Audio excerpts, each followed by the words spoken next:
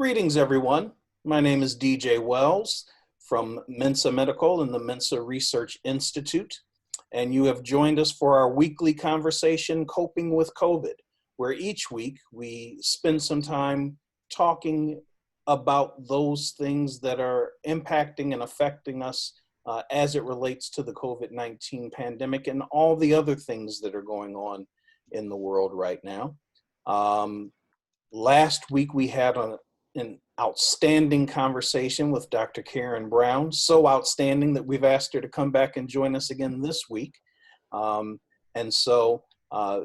As we were ending our conversation last week, we had a few folks send in some questions that we didn't get a chance to get to because our conversation was so rich and so full. And so we're going to start off today answering some of those questions that came in last week. And then allow Dr. Mensah and Dr. Brown to continue the conversation. I encourage all of you who are watching today, if you've got additional questions, if some of the things that Dr. Brown and Dr. Mensah are saying, inspire a question or a comment, then by all means, this is an interactive event. Please do send your questions in. There's a Q&A tab there at the bottom of your screen. It should be at the bottom of your screen. If you're on a tablet, it might be at the top, but click on Q&A, type in your questions, and towards the end of our session today, I'll make sure that Dr. Mensah and Dr. Brown get those questions and we'll get them answered for you. So please do participate. We encourage you to do so. We also encourage you to go to the Mensah Medical YouTube page and take a look at last week's conversation. If the things that we're talking about today really inspire you, then take a look and see what we were talking about last week. It was equally inspiring, I'm sure. And take a look at some of the other things that we've talked about over the course of the last 10 weeks as it relates to coping with COVID.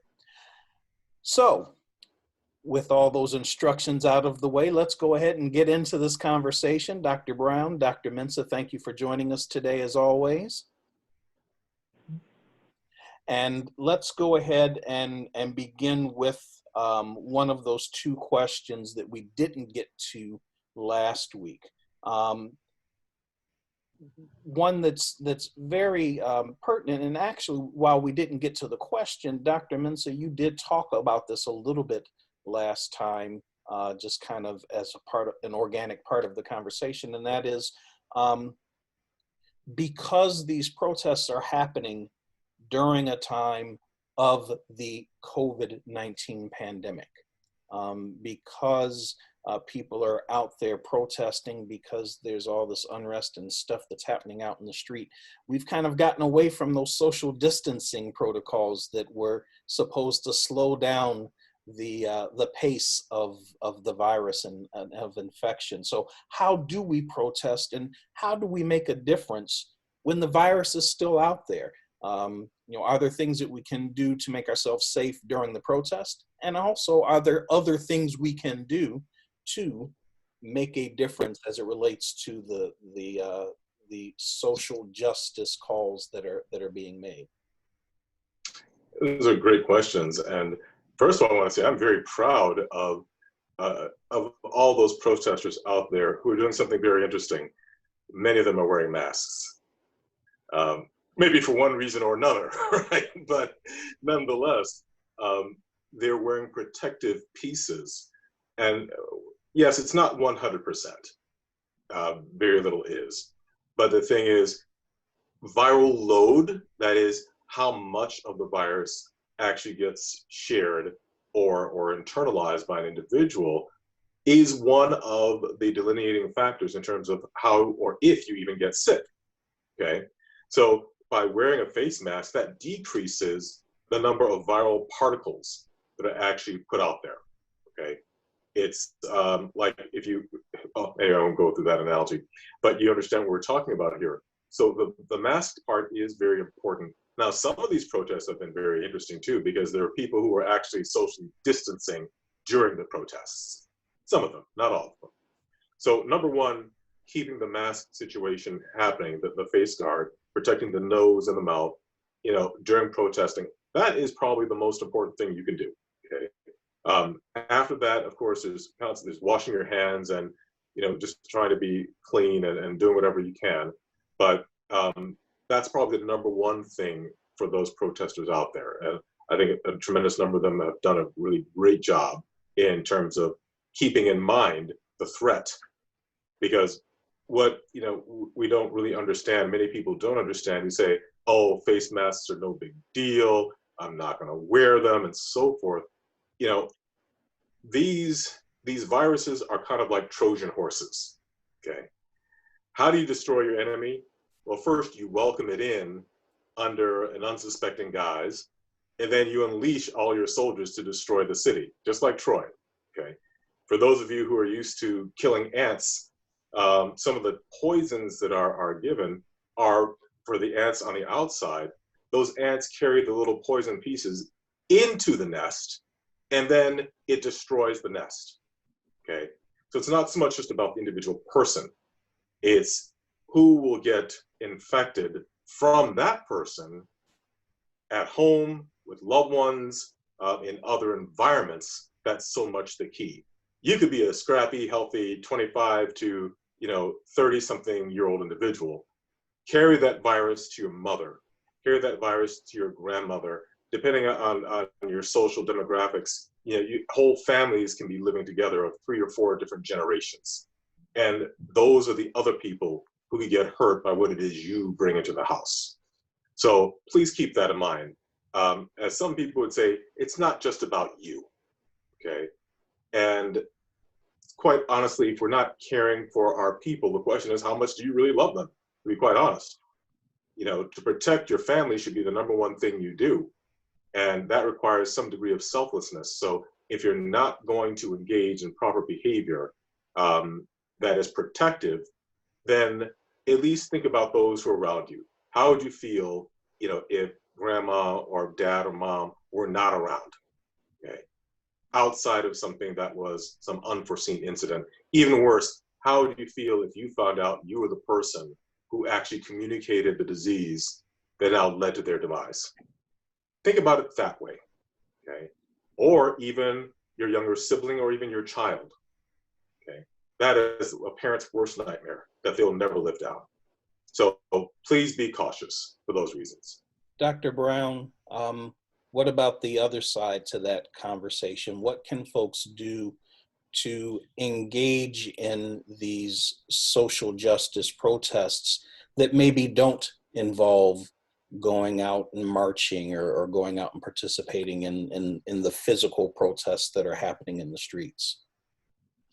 Well, I will say this, and having listened to what Dr. Mensah has said about the dangers of being out there, period, it just goes to show how emotional this whole conversation has been, that people who are taking to the streets with their masks to protest against something that they really feel deeply about. And that speaks loudly, that speaks volumes to the fact that even during this pandemic time, people are still willing to risk their health and the health of their loved ones to be out to make a protest. Having said that, for me, one of the biggest things that we can do without getting outside is to vote. Vote. Register to vote, and not just on a federal level, but in your local elections, because guess what? Your local elections will make a bigger impact on your communities than the federal government ever will. So it's those, the sheriff's department is an elected official. The mayor is an elected official. Your city councilmen are elected officials. Your county council people, they're elected officials, and they have a greater impact upon your community and things that are happening in your community. The school board superintendent is an elected official. If you have, problems in the school systems, if there's issues in the school systems, the federal government is not going to come in and make those things better for you. It's when we vote at the local level. So if you want to make a difference, if you want to change the narrative, register and then vote, right?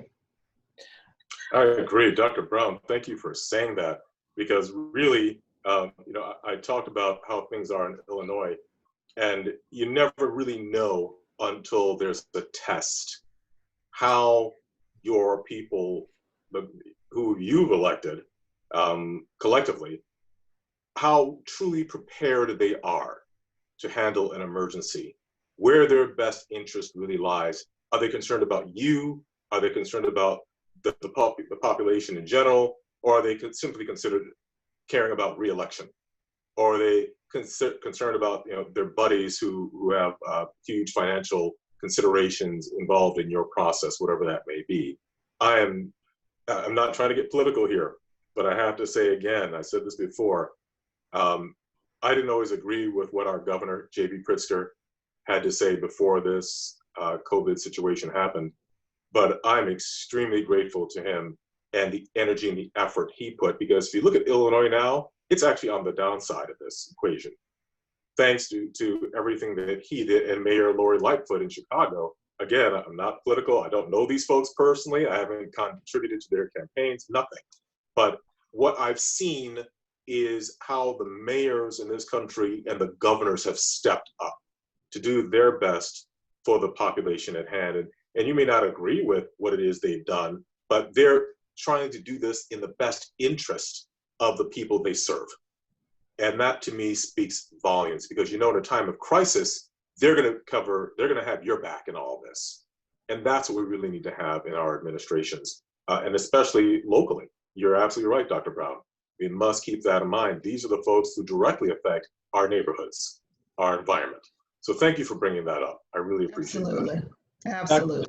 Dr. Brown, I'd like to add another element to that discussion, and that is the consideration of participating in the political process, not just voting for elected officials that have our best interests in mind, but there's lots of talented people, especially a lot of talented young people out there who should consider actually running for office, who have ideas and energy and focus that can really make a change if their ideas are expressed in that way. And I'd love for you to speak to that as well. Well, I will tell you this. I took a course here last year about the process of running for elected offices here in the city that I'm in. And what I learned was astounding. It costs money to run for office. It costs a lot of money to run for office, which is very, it takes a lot of people out of the running because they don't have that kind of money, right? And then if you don't have the financial means to run for office, what you also can do is you have to have a certain number of people sign a petition to even get your name on the ballot. So that means you take a lot of time and effort to convince someone that you are capable of running. And so when we talk about our young people and we talk about our minority communities, they don't get the support, nor do they have the money. So there you go with them running for office. And so it's a sad situation because we do have a lot of young people who have great ideas. They have amazing ideas. And because they're not stuck in the 60s, they're not stuck in the 80s. They are very progressive with their mindset. We will never hear that. Here's the other piece. Let's say they have something negative in their background legally. That will disqualify them for running for office. And so we look at the federal government and how those positions, those federal positions are run, and how much, you have to be squeaky clean, because they will go through your background with a small tooth comb. And don't let there even be an issue with a family member. They will consider you disqualified to sit in a particular office. So when you look at all of the challenges and the obstacles to minority communities and young people, and even women, all of the obstacles that are set before them in order to run for any office, whether that be local, whether that be federal, whether that be county, they are so huge that there's a lot of people who they give up. And yet we've got to find ways to make sure that those obstacles are overcome, so that we're not just giving in to those obstacles, so that those Absolutely. good ideas do come forward. Thank you so much for that. The other question, and after this question, again, I encourage our attendees today to send in additional questions that we can share with Dr. Mensah and Dr. Brown. But the other question that we have from last week that we didn't get to, and then we're going to turn this conversation over to the two of you to keep us going for a while. But there was a question about the collective mental health of the United States, of this country. The fact that because there is so much division right now, because there's so much partisanship,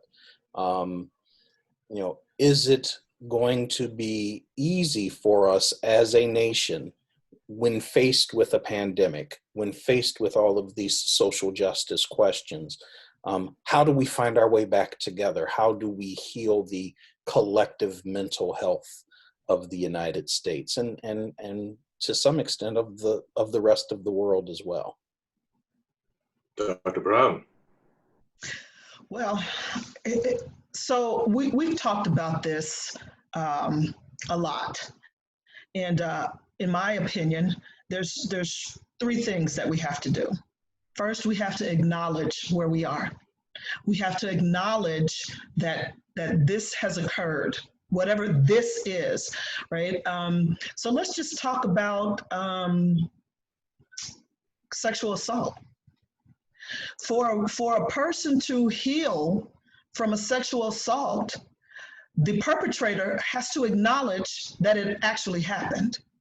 As long as the perpetrator says, "I didn't do it," that victim will never gain closure.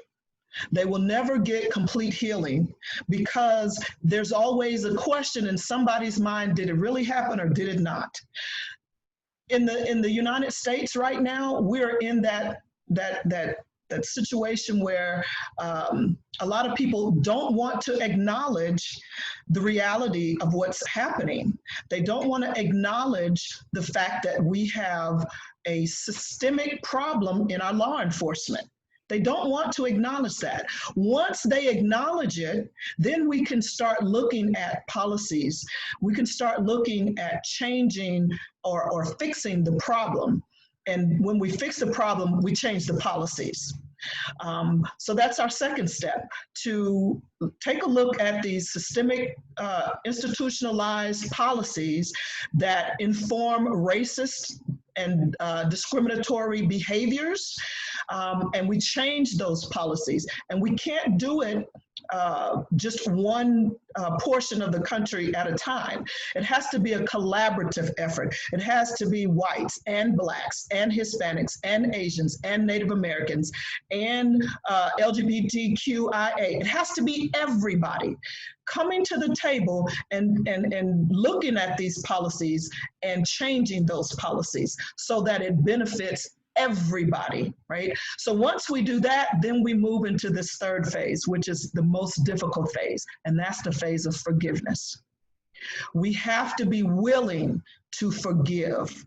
And we're going to lose a lot of people. I'm going to lose a lot of people when I start talking about forgiveness. But it is truly, I talk about Rwanda. They have learned the power of forgiveness. And so they have come together as as one country, where previously it was not like that. They were very divided, and it resulted in a genocide. We are very, very close. And some people will say that we're in a genocidal status here in the United States, based on the fact that we've had historical and cultural genocide already. And so forgiveness is a huge part, but we will never get to part 3 if we don't start first with the acknowledgement and then move into the policy changes. Dr. Mensah. Dr. I want you to kind of go a little bit backwards to what we referred to, what you talked to us about last time, where you referenced what actually happened after the Civil War. Yes. With regard to who got to be where in this process. I don't think enough people really either know or understand the ramifications of that piece. Would you please go back, and I hate to ask you to rehash, but that was so powerful. I'd like you to talk about that again. What Sure. the Civil War was really about, what happened to those leaders, because right now, as we're seeing politically, charged discussions around statues coming down because so-and-so represented this, and other people say, well, that's part of history. Please share with us a little bit about that. I think that's very eye-opening. Sure. So right after the Civil War, the slaves were freed. They gained their freedom. And during that time, after the Civil War, there was a time period called the Reconstruction Era. And it really was reconstructing the United States, because it had been fractured during the Civil War. It had been fractured when the southern states decided to move away and form their own country. And so when the North won the war, they freed the slaves, and now they went on this entire policy of reconstructing the Union. And freed slaves were a huge part of that Reconstruction period. And during that Reconstruction period, you had freed former slaves who became professors, they became attorneys. We actually had 14 freed slaves be voted into Congress. They sat as senators in the Congressional House of the United States, not of their individual states, but in the United States, in a federal position. And so they were poets and painters and writers, and they were doing an amazing work. They were bankers, they were communicators. You saw a proliferation of arts come to the forefront, and former slaves were at the very forefront of this movement, of this Reconstruction period. But then Abraham Lincoln was assassinated, and Andrew Johnson took over as the president. He was formerly a very poor white man from the South. And when he became the vice president of the United States, and then subsequently the president of the United States, his mindset was that I don't really care about the slaves and what they have going on. It's about me, and it's about how I now hold power over those rich landowners that used to denigrate and oppress me, my family, and those poor whites who looked like me. So he was in a position of power now. And so his thought processes and what he actually did was he allowed the leaders of the Confederate nation, so those generals, those officers, those who sat in positions of power in the Confederate Army and in the Confederate Union, to come to the White House, and if they were savvy enough to beg his forgiveness, which is what he was looking for, he allowed them to take the places of those Negroes who had been freed. So they were then disenfranchised. So they lost their seats in Congress. They lost their businesses. They lost their ability to create schools for themselves, and in every aspect where they had gained a foothold in the American way of life, they lost. Based upon one man making a decision that he wanted to lord over his power, he wanted to lord his power over those Confederate generals and officers that had once looked down upon him. So now he's the one that they have to curry favor with. And so he allowed that. And so then we go into a huge, now remember, these generals who now are sitting in Congress, it's not that their behaviors or their mindsets changed about slavery. It never changed. But what they were allowed to do then was to enact what they called the Black Codes. And so these codes were the precursor for the Jim Crow laws. And these codes disenfranchised Blacks from owning property, from going to schools, from owning businesses, and from voting. It disenfranchised them from all these things. And so in order for them to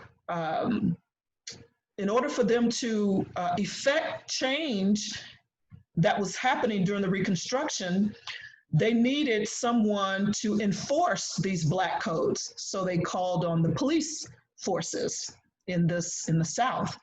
Well, there were more Blacks, there were more freed Blacks than there were police officers. So we see the emergence of the KKK to provide assistance to the police department and to also inspire terror and cause chaos in the South. And so I was saying last time that we're back in the same place that we once found ourselves in the during the Reconstruction era, where we have minorities gaining footholds and doing amazing things and progressing rapidly in America. And we have those who are frightened or intimidated by that progress. And so we find the same methods of intimidation that they used during the Reconstruction era. We find them doing the same things now. The difference is that we have minorities and women who aren't, their mindset is different. And so we have to recognize that this is not the same day. It's the same situation, but this is a different day. And you have minorities who are not going to go silently away.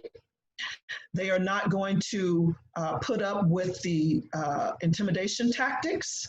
They are not going to lie down and allow the brutalization of their family members. They are not going to sit by and allow the terror to scare them away from what they rightly have worked hard for. And so we look at places like Rosewood that was completely decimated and destroyed. A lot of people don't even know that story here in the state of Florida. We look at the Tulsa, the Black Wall Street. We look at, there's so many places in Mississippi and in the South where there were, and even in, and I said last week about the garrison in Memphis, we have places where even in Mississippi now, they're finding mass graves where military members. These are soldiers, Black soldiers who were massacred, and we're now finding mass graves. So these type things wear on a population, they wear on a community, they wear on a race, an ethnic background, they wear on you. And so when we see these things and when they are starting to be talked about, I said before, why are we just now finding out that it was Black women who were instrumental, not just instrumental, they were the exact reason that the astronauts were able to return to the Earth, right? And so when we find out these things, and so people are looking up and saying, wait a minute, why didn't I know that? Why isn't this being taught in school? Why is it in history we only hear one side of the story? Well, we do recognize that it is his story. Whoever wins, they get to write the history. We talk about the Confederate statues. We even talk about the majority of the military bases are named after Confederate generals. They talked in Washington about changing some of these names of these Confederate generals. Fort Benning, Confederate general. And Washington said, no, we're not changing any of those names. A lot of people don't even know where those names come from. I just recently looked at, someone sent me, the music for the ice cream truck. It is based on a racist song, and I won't tell you what it is. I'll have to send you the link. And it's like, wow. So it is so much hatred based solely on race. Solely on race. And there's no way that Black and brown people can ever get away from it.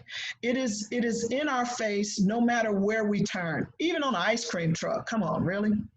And so when we look at instances like that, when these things are brought up, and like I said, I've had people in leadership, in government, in our local government to say, oh, I didn't know that. Well, you never had to know it. What a privilege not to recognize that the motto, Make America Great Again, is directly antithetical to what the United States was built upon. To invite all the masses, and they talk about this great melting pot. They don't understand that nationalism will kill us as a country. They think that we're doing this great and wonderful thing when we talk about nationalism. But nationalism does not speak to what the Americans have determined, that this is who we are. But at the same time, we teach our children manifest destiny. Right? That we are endowed by the Creator to own everything from sea to shining sea. Now, they don't include the fact that from sea to shining sea, that there were people that are already there.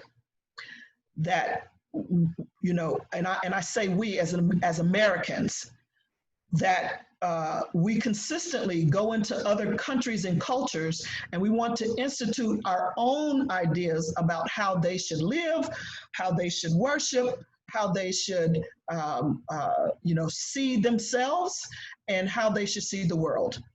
And we do that consistently. And like we said last week, now the covers are being pulled back on our mess. And we're being exposed to the same issues that we have talked to other countries about, and we have protested other countries about. We have stopped, sending them goods and services based on how they treat their citizens, while at the same time, we're doing the exact same thing. we've held it under wraps for a long time. The world didn't know. We always knew. We always understood it. The world didn't know because we put on a good front.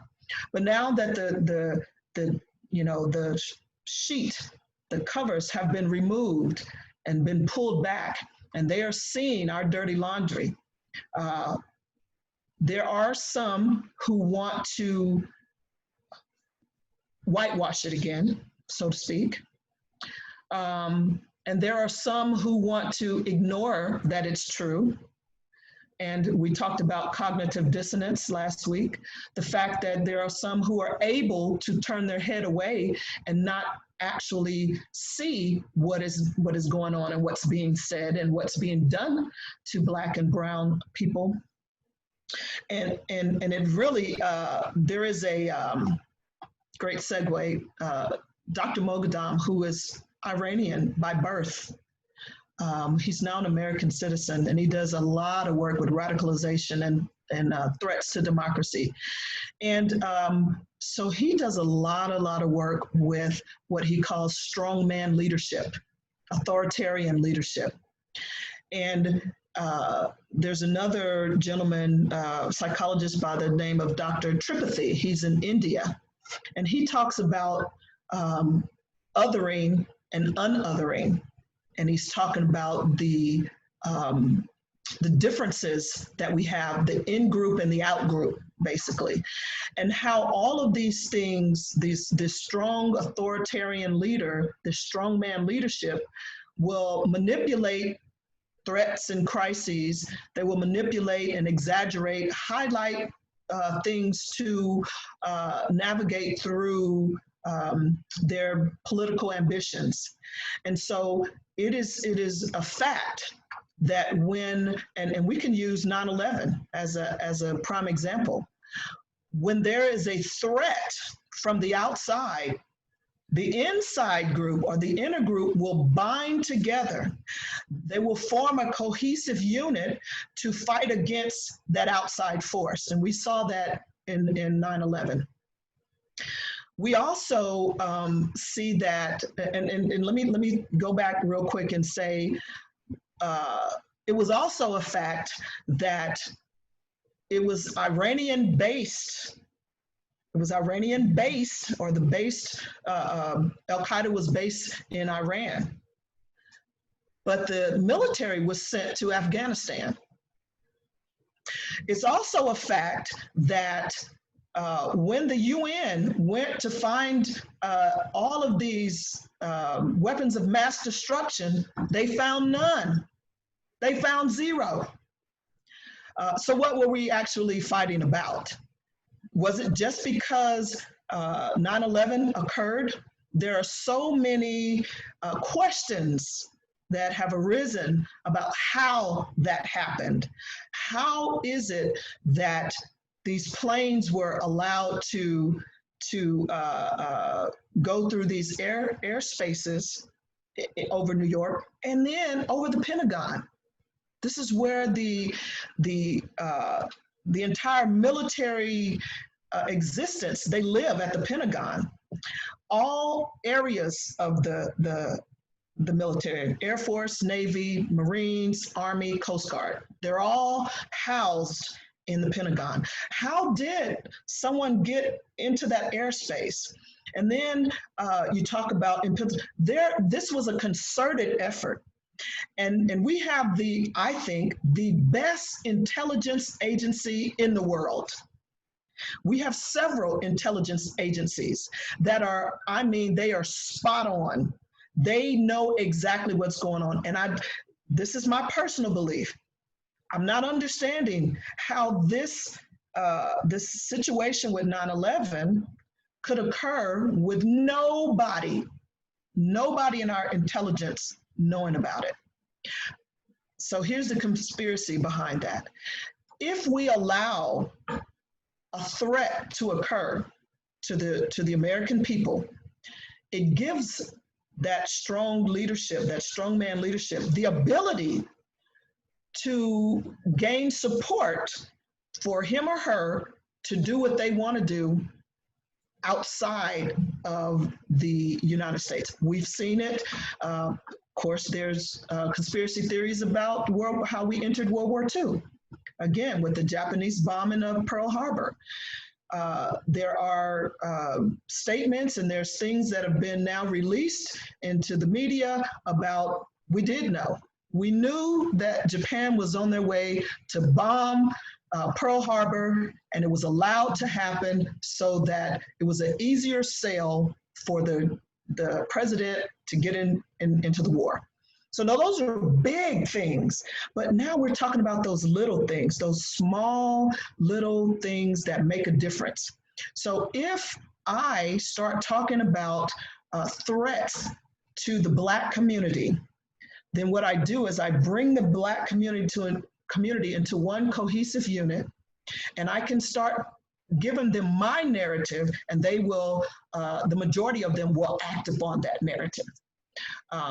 And so we see that happening in white supremacist groups, neo-Nazi groups, and then we have a strongman leadership, an authoritarian who's at the top, who is exaggerating some of the events.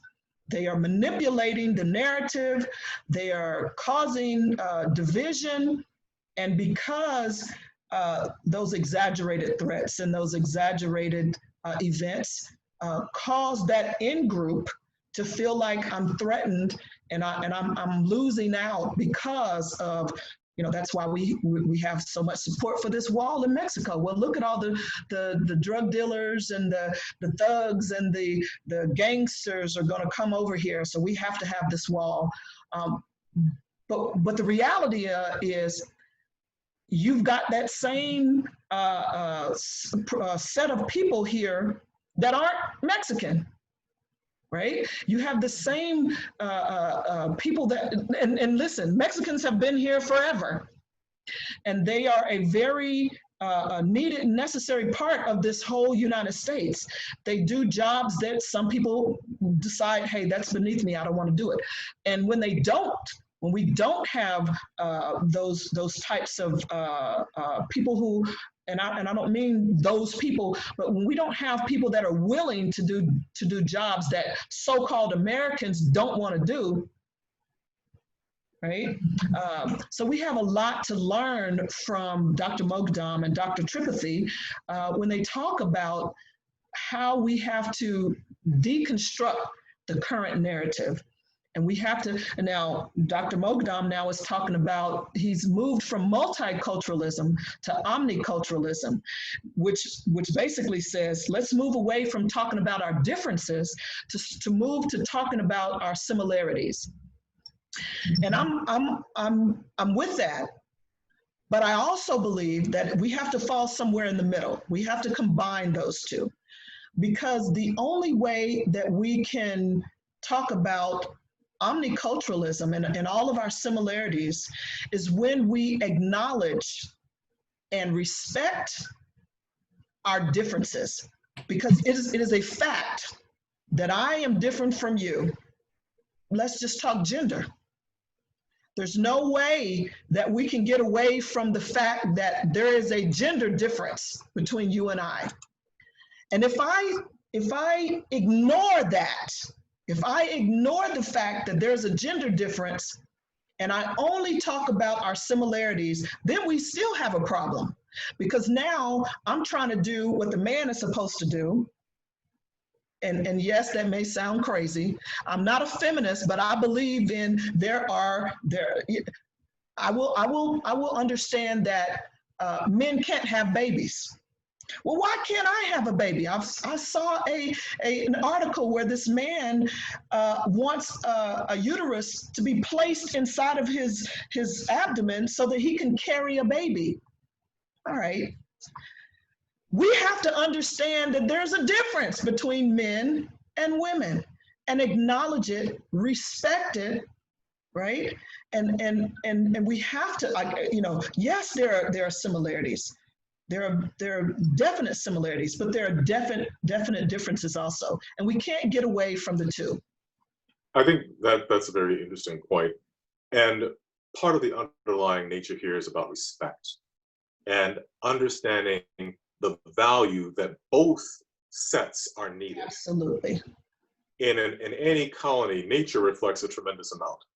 In true systems of nature, there are differently structured creatures or differently oriented creatures, each playing a role for the common good. Yes. And there is no direct substitution. If one arm is weakened, the entire colony goes down. And I don't think people really understand that as diverse as the United States of America is right now, it is the strength that the United States could potentially have because of that diversity. Absolutely. Over many out there. But right now it's a weakness because we don't offer, first of all, as you said, that healing. After that healing, there's the respect. And once you have that respect, then we all work very well together. Irony. So we talk about building this wall, and the other day I saw a picture of people looking at the new version of the wall with regard to Mexico. And really, other countries are laughing because after this whole COVID thing, where COVID is huge here in America, Mexicans don't want Americans coming over. Okay, when have we heard that one before?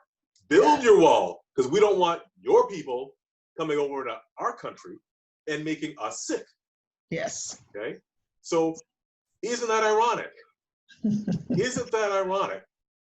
Powers that be want to sit back and say, hey, you know, and where is this all really going? So we're talking about this thing with regard to a lack of understanding, lack of respect, a lack of a variety of things. But in all of this, what does that do to the individual inside? And it doesn't matter whether you're white, black, pink, or green. Inside, there's tremendous stress that's occurring. Yes. There's anger on all sides of the equation. There's sadness. There are people who, and I'm not going to get political, but after elections, we got phone calls about people being ill with anxiety at huge levels because they were afraid of what was going to happen. Mm-hmm. So you know that when anxiety and stress increases, our immune function goes right downhill. It goes right downhill, whether it's anger and rage and protestation, or whether it's taking the offensive because you are afraid of what's going to happen eventually, because you think somehow you're at a deficit because of what's going on, and you're angry at some group. You are weakening yourselves, making yourselves more vulnerable to really what is the true enemy.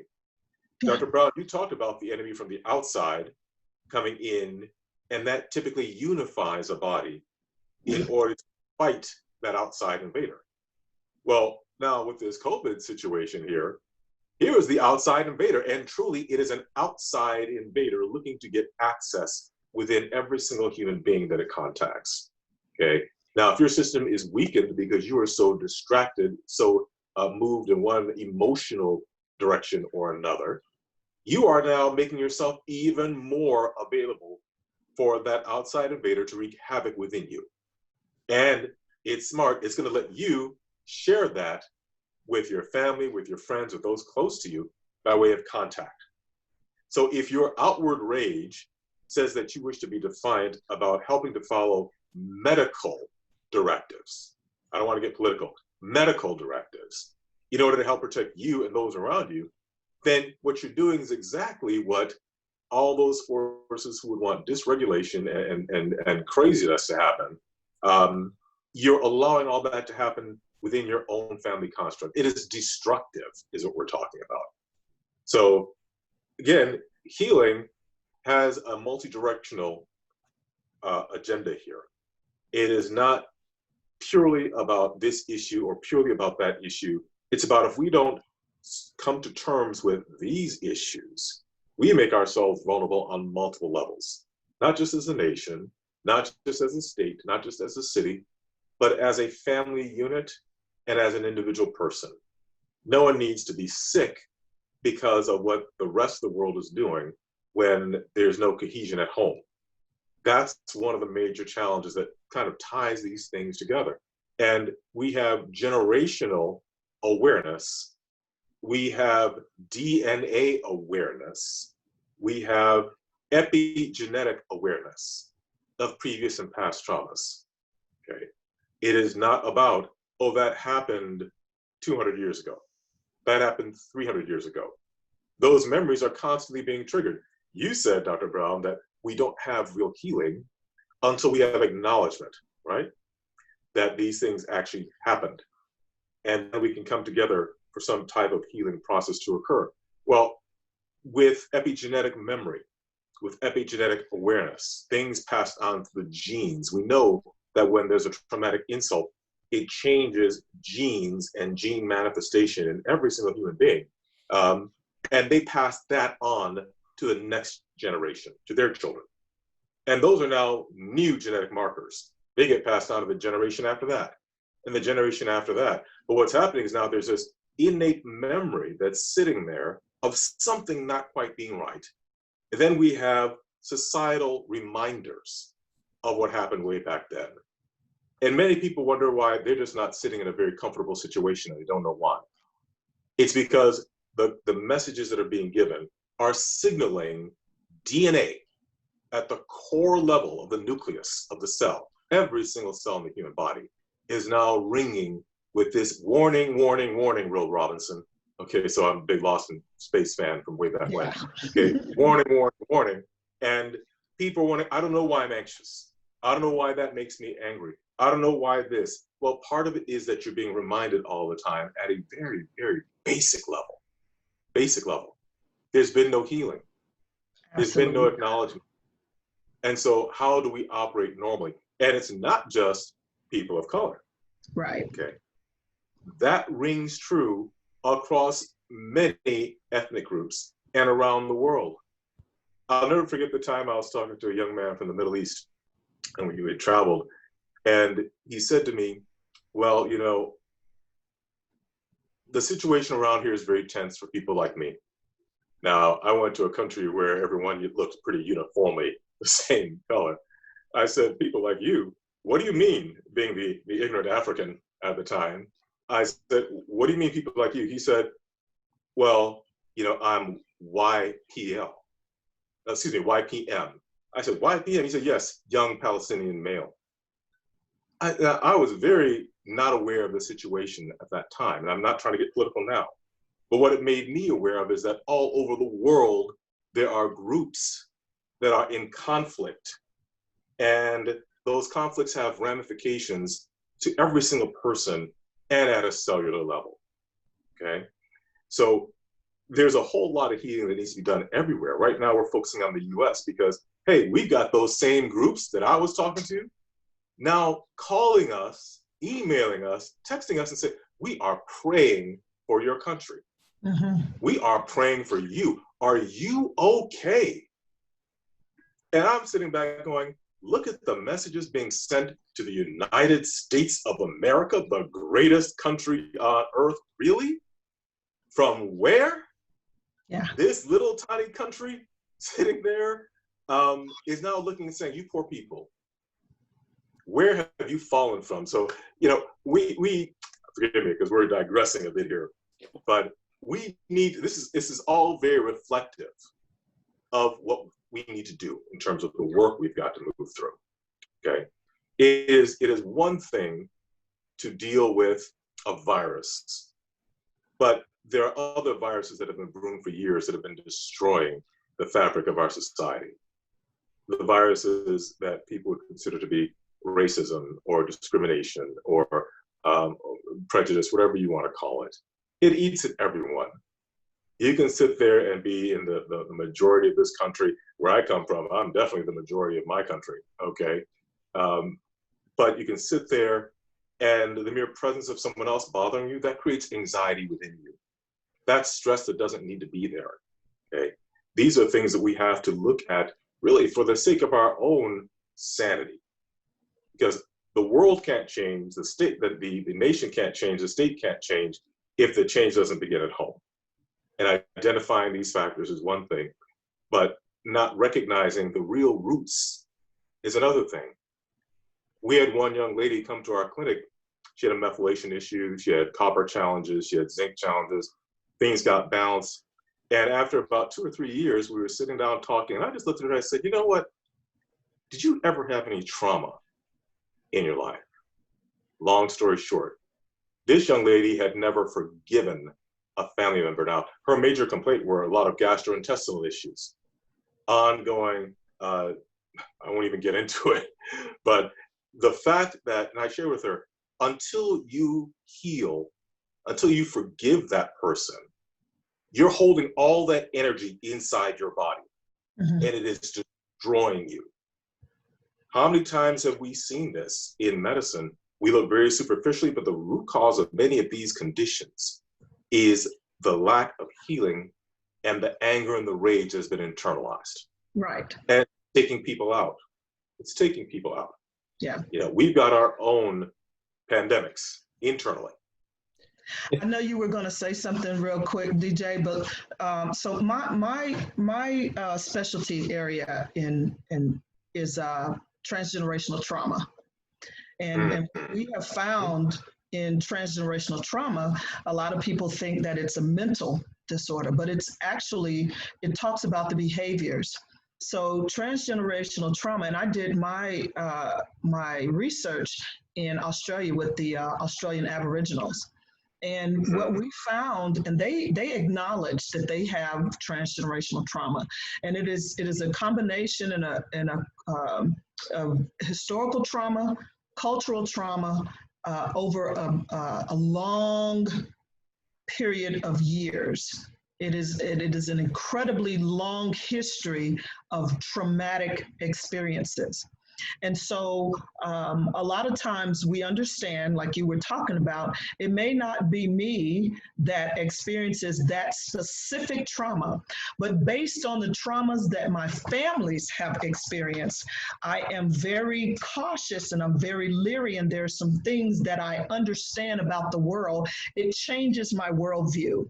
And so we look at transgenerational trauma in terms of those communities who are suffering from transgenerational trauma normally have a higher than average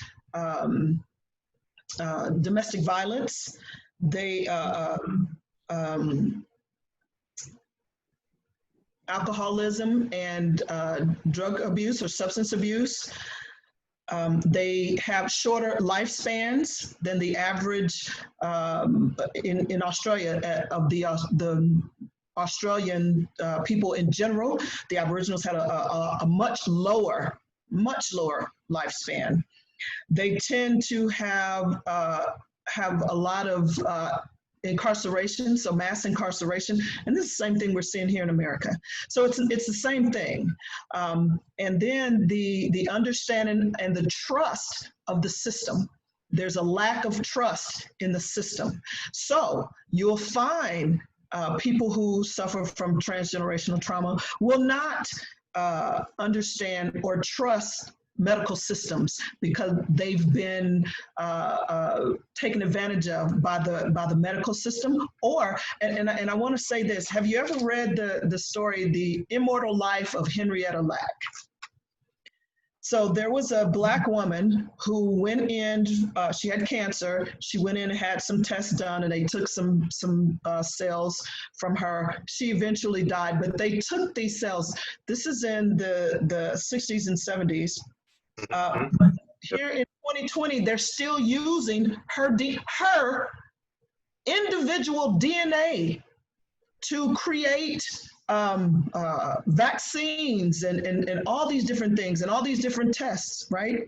Well, now they have where if they're going to use any part of your DNA or tissues or any type of cells, you have to sign a release allowing them to do so.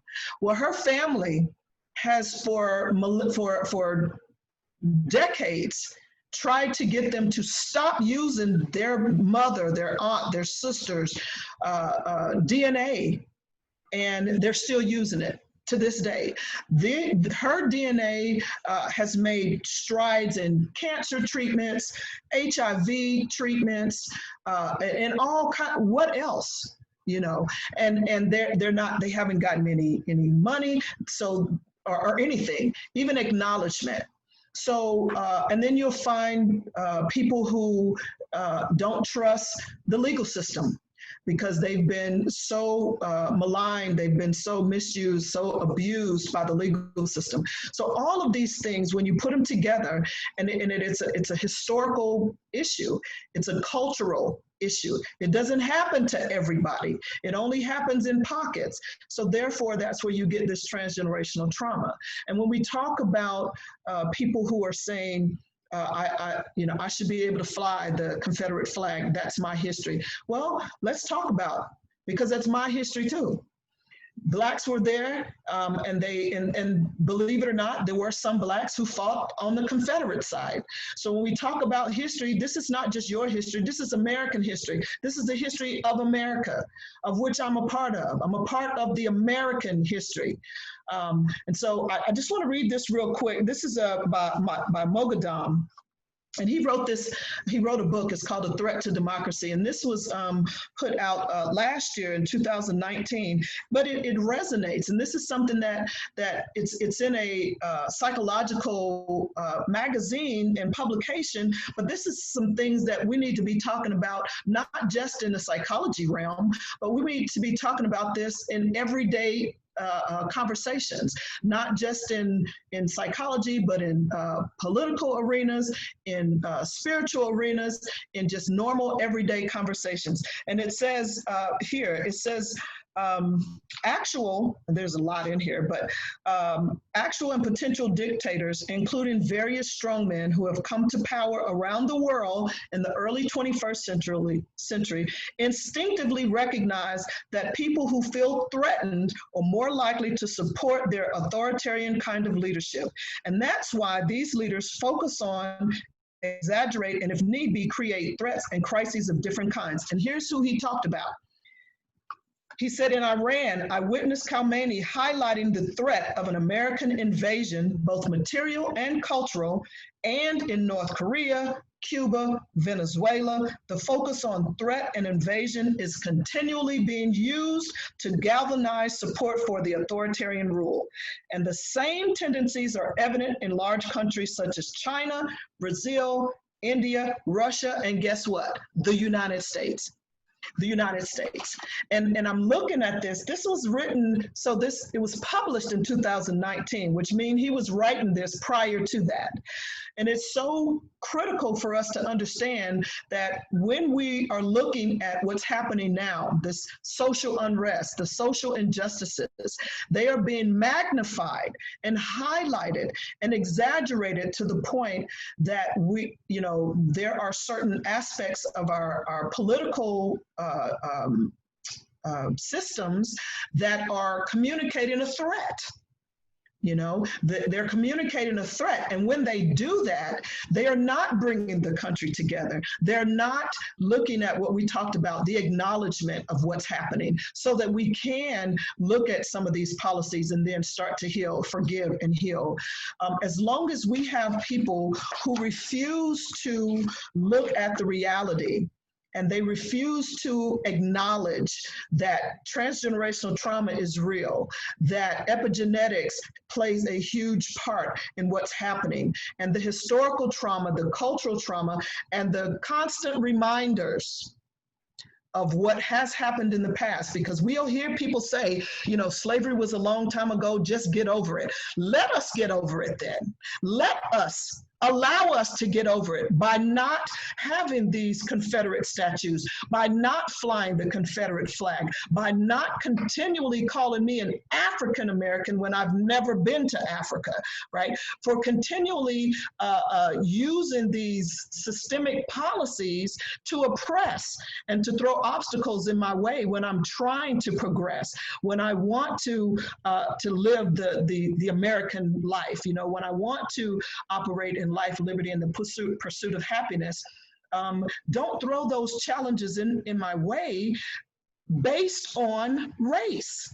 If you want me to forget about what happened, then allow me to forget about it by putting me on a level playing field. And so until we do that, we'll continue to have these issues. We'll continue to have the police brutality. We'll continue to have disparities in the law enforcement communities and in politics and in business and in education and in medicine. We'll continue to have those things. Dr. Brown, let's look at something a little bit differently here. So I remember something, colleges were fun years for many people, including me. And I remember we lived in these thematic suites. And my freshman year, there's you get in your little cliques, and there's that group you just don't want to be associated with. And at the end of our first year, I remember we found out that one of the people who I really didn't care for, and he didn't care for me much either, we were going to be living in the same suite the next year. And it was very interesting because we had never interacted whatsoever. And the two of us, when we both heard about this, we actually got together because we realized we don't have a choice. We're going to be living with each other in the same suite, which means you're going to be sharing the environment and so forth. We came together to actually explore one another. And we found out that we had all these wonderful similarities, and that so much of what we had actually based our feelings or perspectives on with regard to the other person were so off base it wasn't even funny. Mm-hmm. And that person ended up being one of my best friends, really, of all time. I think we have to look at the goal here. What is really the goal of our country? Because if you sit down and say, look, we're on this big giant island, if you want to call it that, the United States of America, surrounded by water in many areas here. If the goal is to maintain a country and to have peace, you have to understand people aren't going anywhere. Right. And if people aren't going anywhere, then how do you ever develop peace? Okay, unless somehow some magic button occurs and people start just things happen in the wrong way. I don't even want to say some of the thoughts going through my head here. It's not going to happen. So maybe we need to sort of bring down these levels of anger and irritation and start looking at who and what people really are, and start to really get to know the situation so that we can live at peace, because that's really the goal. If we don't come together to live peacefully, and that means actually understanding those around us, to understand, oh, that's not really a threat, oh, that's not really a drug person, that's not really a this, that's really a that. We have folks who, wow, they're just people. And by doing so, that can at least give us the opportunity for all of us to live peacefully. But again, how do we get there?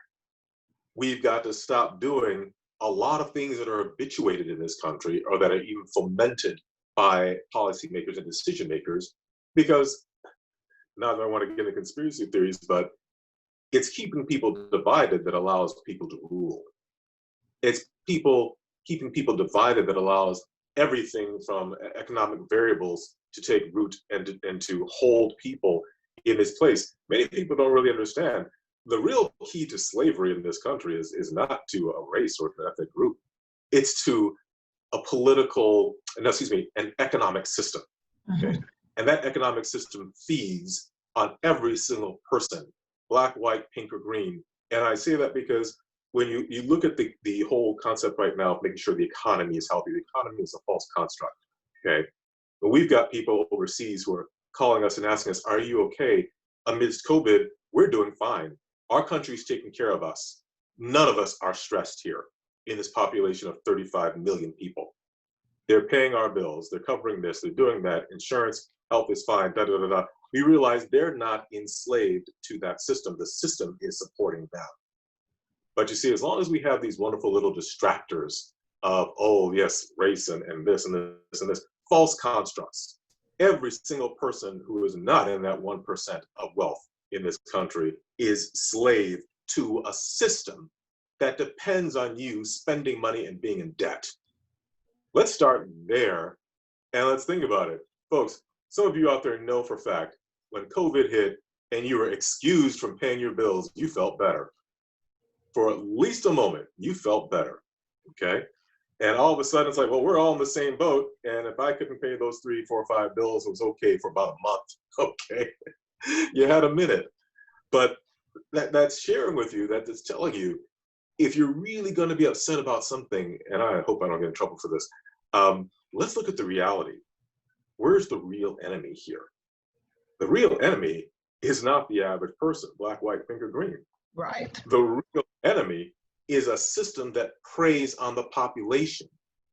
This is supposed to be the United States of America. We, the people, serve and protect justice for all. Backwards. Have we seen justice? Have we seen it for all? Have we seen we, the people? No, you, the person, you, the person. And what does that do? That brings people into my world, which is where we see illness, we see mental health challenges, we see anger and irritation, we see rage, we see families being destroyed for a variety of reasons, and they're looking for healing, okay? Healing. Healing can come from the top down or from the bottom up, but there's got to be a decision to look at things differently. If you can't make a plan and be successful unless you have a goal, and no one is really talking about the goal of this country. Right. What is truly the goal?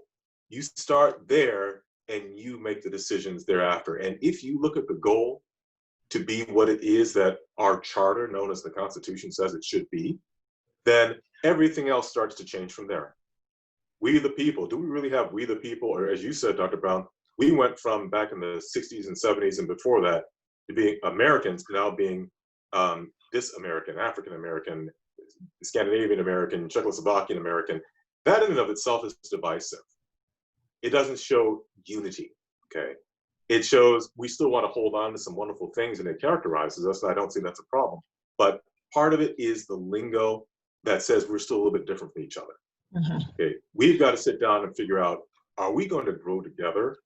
Are we going to be the people that supposedly make up this country that's supposed to be the greatest country on earth?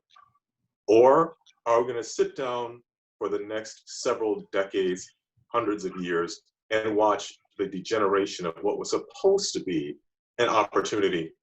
The Statue of Liberty welcomes everyone, and what does it say? What's the inscription on the Statue of Liberty? Bring us your what? Okay, you're challenged, you're downtrodden, you're whatever, and basically we're going to welcome you. Is that what we're doing? Absolutely not. And it trickles down to all of us and even our children. I mean, think about the children who during this time period have been so worried, so concerned, first with COVID, and then with the rioting, and now we have to explain to them. We've got to stop and take a look here. This is a critical time period. This giant pimple of the United States of America has burst. We got to look at healing here. And, you know, I know this conversation sounded very political, but it has ramifications for the individual and mental health. And that's why we engage Dr. Brown. That's why we're talking. And that's why the communications continue. People are looking for healing. And what you don't realize, folks, is that that healing is for everybody. Everybody. Not just African Americans, not just Caucasian Americans, Caucasians, Europeans, whomever, Asians. It's for everybody. And we're not going to have real inner peace and progression if we continue this divisionary capacity and not recognizing the real truth. We're not the enemies. Humans and humans, we're not the enemies. Systems, negative systems, pariah systems, those who feed on people, those are the real enemies. Mr. Wells. We are fast approaching our time limit here. And we do have a couple of questions, and so I'm going to kind of condense them because both of the questions that folks have asked us deal primarily with our children, with our young people, and how we encourage our young people to develop socially in light of the pandemic and in light of what we're being challenged with from a social justice perspective in light of the protests and all of that.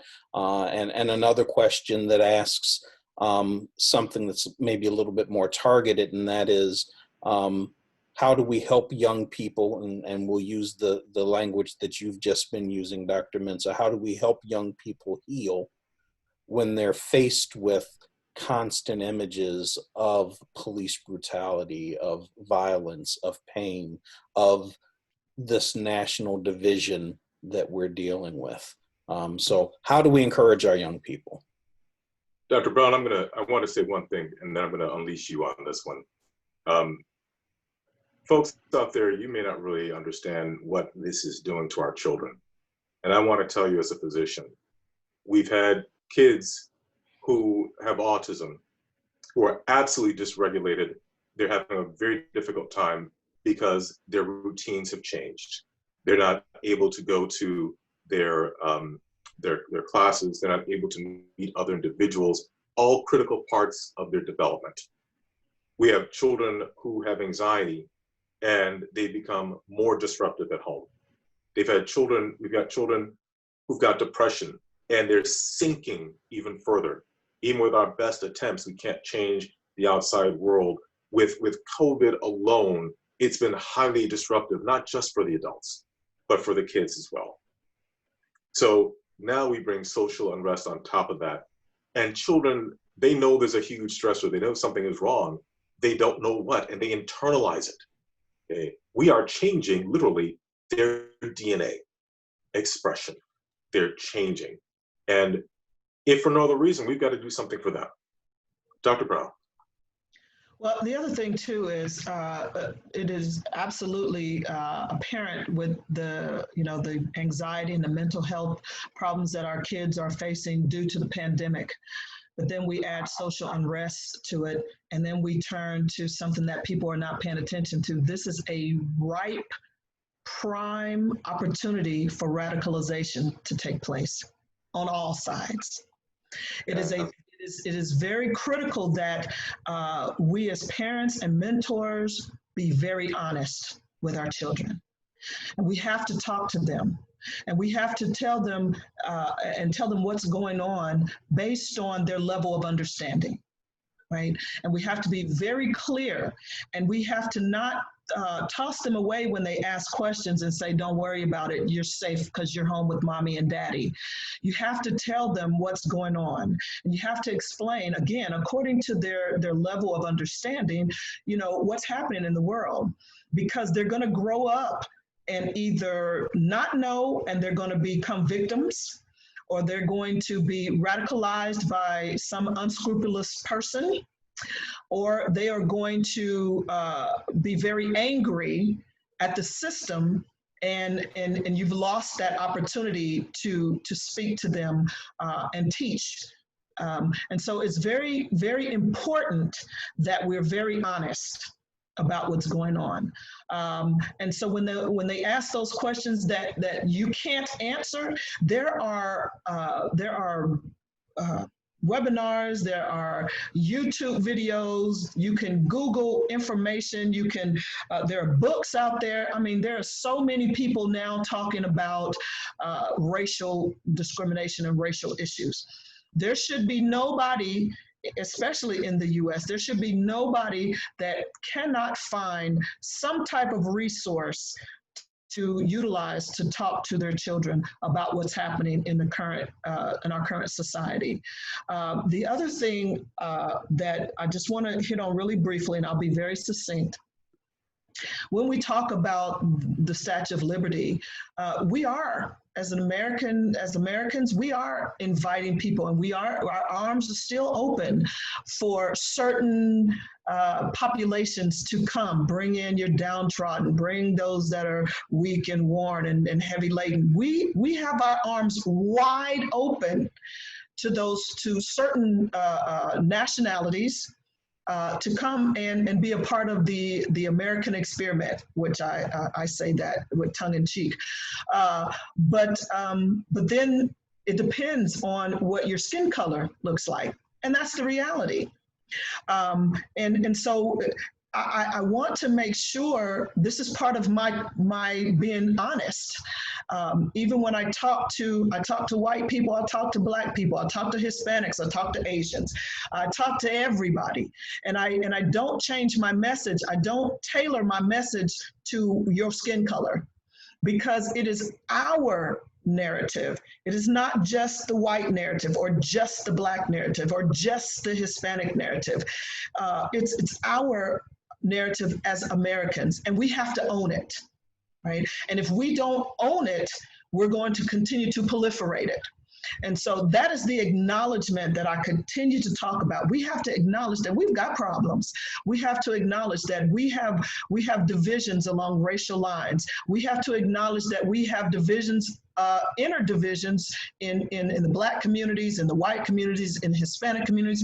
There are divisions there, and we're rupturing internally, and it's a process that is being helped along by the bigger process, right? And so we have to acknowledge that with our kids and say, hey, not every white person is bad, because I've heard that. You can't trust no white people. That's not the truth. You know, it's not every Black person that is looting. I've heard that. You know, all y'all want to do is tear up the neighborhood. All y'all want to do is, you know, drop your vehicles and put big rims on it. It's not everybody, but we have to acknowledge that there are some that are doing that. And we have to teach our kids to be very discerning in who they trust. Don't just trust because they look a certain way. Don't just trust because they're wearing a particular uniform. It's about understanding that the system is flawed.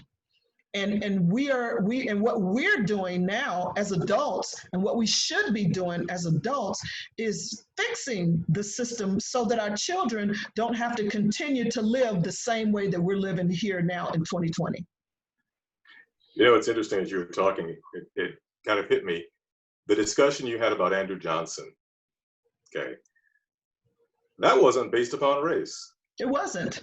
It was economic challenge here.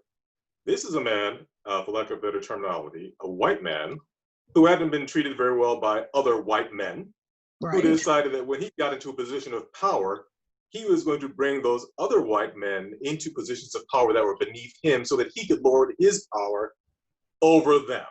Right. Which led to a lot of what it is we're experiencing now along racial lines. But this was between people of the same ethnicity.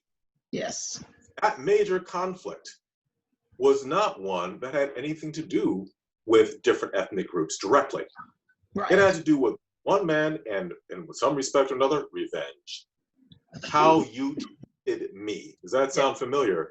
Yeah. Is what I was angry about. Now that I'm in a position of authority, I'm going to make sure you know what it feels like.